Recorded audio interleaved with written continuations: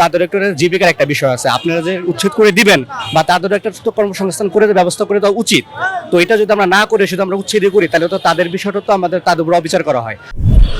কয়েক দফায় উচ্ছেদ অভিযান পরিচালনা করার পরও নিউ মার্কেটের যে ফুটপাত রয়েছে অর্থাৎ সেই ফুটপাত কিন্তু দখলমুক্ত করা যাচ্ছে না। আপনারা দেখতে পাচ্ছেন যে এই মুহূর্তেও রাস্তার যে অর্ধেক যে অংশ সে অংশ জুড়েই কিন্তু ফুটপাত কিন্তু বসিয়েছে এখানকার যারা হকার যারা রয়েছেন তারা কিন্তু বসিয়েছে, এবং আমরা দেখতে পাচ্ছি যে এই অর্থাৎ এই রাস্তা দখলের জন্য এখানকার যারা রয়েছেন সাধারণ মানুষ এবং পথচারী তারা কিন্তু বিভিন্ন ধরনের সমস্যায় পড়ছেন, আমরা সেটি আমরা দেখতে পাচ্ছি। এবং আমরা যেটি দেখতে পাচ্ছি যে গত 1 এপ্রিল থেকে 5 এপ্রিল পর্যন্ত ডিএমপি কিন্তু এখানে অভিযান চালিয়েছে, এবং অভিযান চালিয়ে তারা কিন্তু এখান থেকে ফুটপাত কিন্তু সরিয়ে দিয়েছে, এবং সরিয়ে দেওয়ার পর নতুন করে কিন্তু আবার এই ফুটপাত কিন্তু বসেছে। আমরা কথা বলবো এখানে যারা রয়েছেন তাদের সাথে আমরা কথা বলবো এবং জানবো অর্থাৎ কেন তাদেরকে বারবার উচ্ছেদের পর তারা কেন আবার বসছেন এবং কেন তারা এখান থেকে যাচ্ছেন না, এটি নিয়ে আমরা কথা বলবো।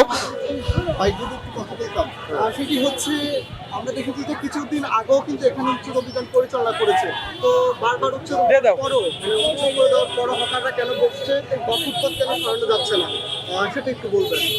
আপনি খেয়াল করে দেখবেন যে নিত্য প্রয়োজনীয় যে আমরা জিনিসপত্র যে কেনাকাটা করি এগুলো ম্যাক্সিমাম হচ্ছে এখানে পাওয়া যায়।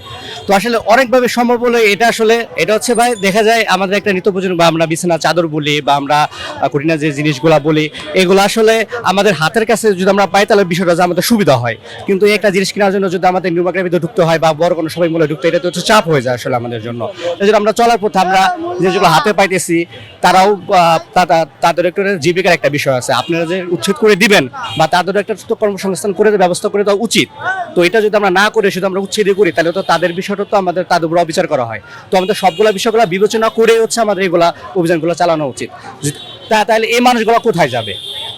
যে দর্শক দেখতে পাচ্ছিলেন এখানে যারা রয়েছেন তারা বলছেন যে তাদের বিকল্প ব্যবস্থা করে না দেওয়া পর্যন্ত কিন্তু তাদেরকে যতই উচ্ছেদ অভিযান পরিচালনা করা হোক না কেন তারা কিন্তু এখান থেকে সরবে না, এটি কিন্তু এখানকার যারা সাধারণ ক্রেতা যারা রয়েছেন তারা সেটি বলছেন। আমরা আরেকজনের সাথে কথা বলবো।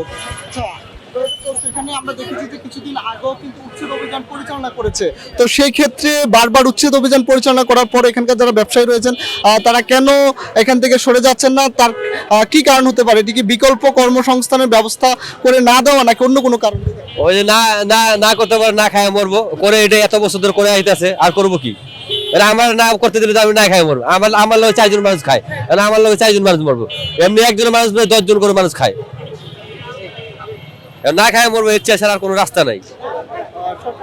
আমার কোনো জোর নাই, না বইতে দিলে কিছু নাই, আইলে সরাই দেয়, আমরা সরাই জায়গা আবার গেলে আবার বই। এরা আর কি করবো? এরা কত দৌড়াদৌড়ি করবো?